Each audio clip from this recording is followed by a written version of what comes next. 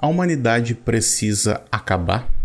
Esse é um pensamento um tanto bizarro, mas também é um dos questionamentos levantados por esse filme aqui. Só que mais do que apenas levantar esse questionamento um tanto nihilista a respeito da nossa própria existência, esse filme aqui ainda encontra espaço para poder discutir um poder que é bastante particular do gênero de terror. Um poder que vai além do mero entretenimento. Um poder que, de acordo com esse filme aqui, pode salvar a humanidade. Ou condenar ela à escuridão. Vamos conversar um pouquinho sobre o segredo da cabana?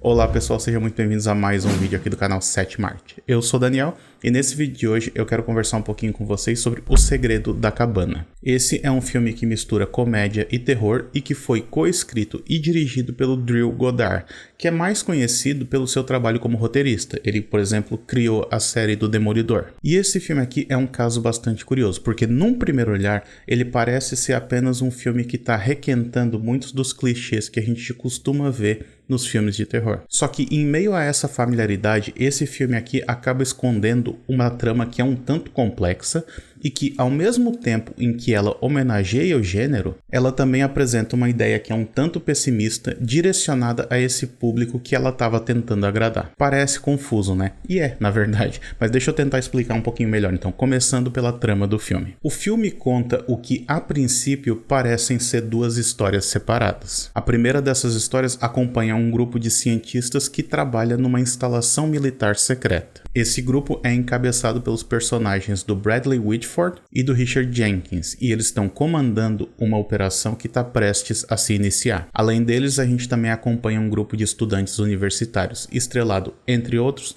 por um jovem Chris Hemsworth. Eu não sei como é que se fala o nome dele, mas é o jovem Thor. Esses jovens, eles estão se preparando para passar um final de semana numa cabana no meio do mato, o que nunca é uma boa ideia. E a questão é que essas duas histórias, elas estão interligadas porque os militares estão monitorando tudo o que os jovens fazem, sem que os jovens tenham qualquer ideia disso que está acontecendo. Eventualmente, então, esses jovens chegam até essa cabana e, como num típico filme de terror, eles vão parar no porão e lá eles encontram um objeto mágico que vai acabar libertando uma maldição que vai ameaçar eles até o final do filme. E se você acha que você já viu essa história antes, você não está errado, porque é exatamente a trama do Evil Dead e de diversos outros filmes também. O que, por si só, seria um indicativo de que esse filme aqui não é nada original. Só que essa falta de originalidade é proposital, porque O Segredo da Cabana, ele não se apresenta como um filme inovador. Em vez disso, ele se apresenta como um filme que se apoia nesse nosso conhecimento prévio em relação a essa história que está sendo contada. Existe, portanto, um diálogo metalinguístico que o filme apresenta pra gente e que é mais explorado naquela trama envolvendo os militares. Porque tudo aquilo que está acontecendo na cabana é, na verdade, parte do plano dos militares. Foram os militares que trouxeram os jovens ali para serem atacados e mortos por uma ameaça sobrenatural que, inclusive, fica guardada num cofre deles. Sim, eles têm um cofre que guarda monstros e fantasmas. E esses monstros são soltos de vez em quando para matar os jovens que são levados até aquela cabana. Ou seja, aqueles jovens foram levados até lá para ser sacrificados, enquanto os militares estão só observando. Só que não se trata de um sacrifício no estilo do albergue, por exemplo, em que existe um certo prazer sadístico em ver outra pessoa sofrer. A realidade apresentada aqui nesse filme, ela é muito mais ritualística. Os militares estão fazendo tudo aquilo com um propósito muito claro em mente. E eles estão seguindo uma série de regras muito específicas. Por exemplo, eles não podem, eles próprios, matarem as vítimas, mas eles precisam criar situações que levem elas até esse destino trágico. Aliás, é muito legal a maneira como o filme mostra pra gente eles criando essas situações. Porque, por exemplo, eles criam situações que forçam as pessoas a se separarem quando elas deveriam ficar juntas, ou a agirem de forma inconsequente em vez de agir de forma racional. Eles chegam ao ponto de misturar produtos químicos na tinta de cabelo de uma das personagens para fazer com que ela se torne mais burra. Ou então eles misturam feromônios na névoa que cerca aquela cabana e que deixa os jovens mais excitados, deixa eles mais propensos a fazerem sexo e a morrerem em seguida. E se você está começando a notar um certo padrão aqui, você não está enganado, porque sim, os militares estão fazendo com que os clichês dos filmes de terror sejam respeitados. E esses clichês vão além de simplesmente mostrar pra gente uma típica história de filme de terror de cabana. Eles também transformam os personagens em personagens típicos de um filme de terror dos anos 80. E aí você tem, por exemplo, o atleta, você tem o rapaz bonzinho, você tem o jovem maconheiro, você tem a garota promíscua e você tem que ter também a Final Girl, ou seja, a garota que pode sobreviver no final do filme, desde que apenas ela sobreviva. Só que essas homenagens elas não param por aí, porque em certo momento os fãs de filme de terror vão conseguir reconhecer vários dos monstros que aparecem na tela. Porque tem uma cena em que dois personagens conseguem invadir esse arquivo de monstros mantido pelos militares. E lá a gente consegue ver vários rostos bastante familiares. Tem um ali que tem tipo uma serra no meio da cara e que claramente foi inspirado no Pinhead do Hellraiser. Tem também fantasmas, tem poltergeists, tem assassinos mascarados, tem um pouco de tudo. Tem até uma menina que ela tem a boca cobrindo todo o rosto. É muito bizarro. Mas a pergunta é, por que ou pra quem os militares mantêm esse grupo de monstros arquivados? E por que eles trazem esse grupo de jovens para morrer naquela cabana? Sendo que, como eu disse, não é pelo prazer sádico de ficar assistindo outra pessoa sofrer. Então, quem se beneficia dessas mortes típicas de filmes de terror? A resposta para isso só vai aparecer no final do filme, e eu vou chegar lá daqui a pouco. Só que antes, dá pra gente fazer algumas interpretações. E uma leitura possível sobre esse filme aqui é através da própria lente do cinema de terror. E nesse caso, os militares eles poderiam ser vistos como os realizadores, como os roteiristas, os diretores ou os produtores de filmes de terror. Afinal, eles passam o filme inteiro criando situações típicas de filmes de terror, situações típicas que a gente gosta de ver em filmes de terror, com o intuito de entreter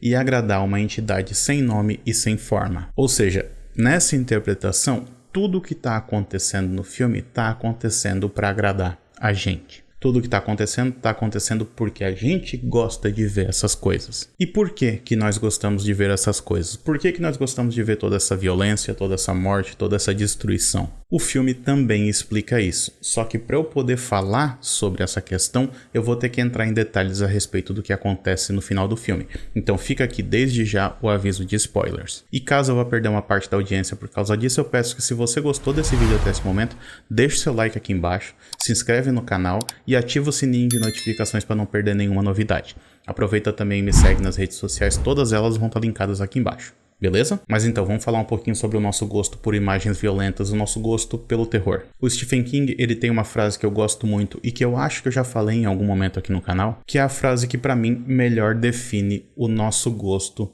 por esse gênero. Porque em certo momento, se eu não me engano, no livro dele, o Dança Macabra, ele tentou responder essa questão de por que a gente consome um conteúdo que na sua essência está tentando assustar a gente, está tentando causar medo na gente, está tentando causar uma sensação que a gente não gostaria de ter no mundo real. Está tentando deixar a gente desconfortável e parece contraditório que a gente busque esse tipo de conteúdo. Só que o Stephen King diz que não tem nada de contraditório nisso. Segundo ele, a gente consome esse tipo de conteúdo porque esse tipo de conteúdo mantém os nossos demônios internos bem alimentados. E isso é suficiente para nós. Aliás, uma concepção bastante equivocada a respeito dos fãs de filmes de terror é a ideia de que o fã de filme de terror provavelmente é uma pessoa violenta porque ele consome imagens violentas. Mas nós não somos pessoas violentas. Isso que nós vemos nas telas ou lemos nos livros é suficiente para nós. Isso, como o King fala, alimenta os nossos demônios. E essa questão metafórica, ela é tratada de maneira bastante literal nesse filme aqui.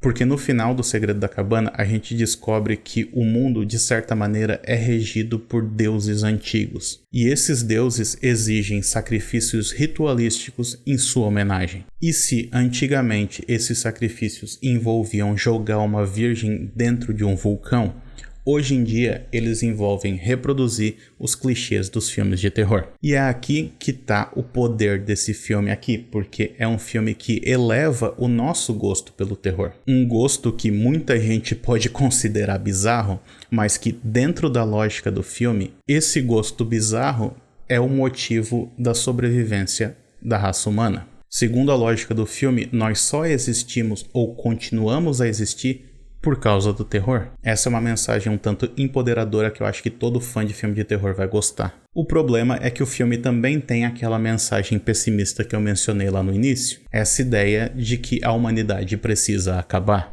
Porque no final do filme, quando é mencionado para dois personagens que um deles precisa ser sacrificado para que toda a humanidade sobreviva, eles se recusam. Eles preferem viver mais um pouco, condenando assim toda a humanidade, inclusive eles próprios. E por mais que essa seja uma piada até bastante divertida e que combina com o tom de humor que a gente vê ao longo de todo o filme, ela não deixa de ser contrária ao nosso próprio gosto, àquilo que a gente mais admira em relação ao gênero de terror. Porque é mais comum nos filmes de terror, e principalmente os filmes de terror da década de 80, que são os que são homenageados nesse filme aqui, que a gente torça mais pelo vilão do que pelos mocinhos. Os mocinhos, no caso de um filme de terror clássico, slasher dos anos 80, estão ali só pra morrer. E a morte deles, de certa maneira, é o nosso entretenimento, da mesma maneira que é o entretenimento dessas criaturas mitológicas que a gente vê nesse filme aqui.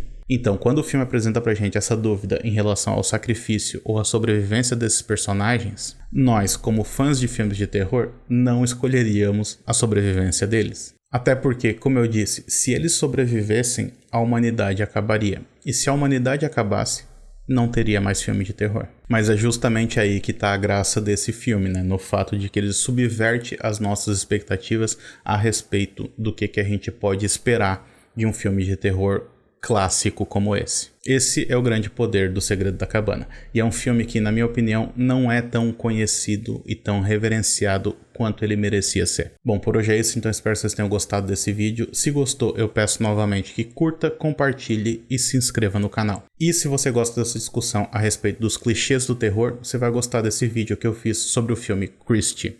A gente se vê na próxima, então até mais. Tchau, tchau.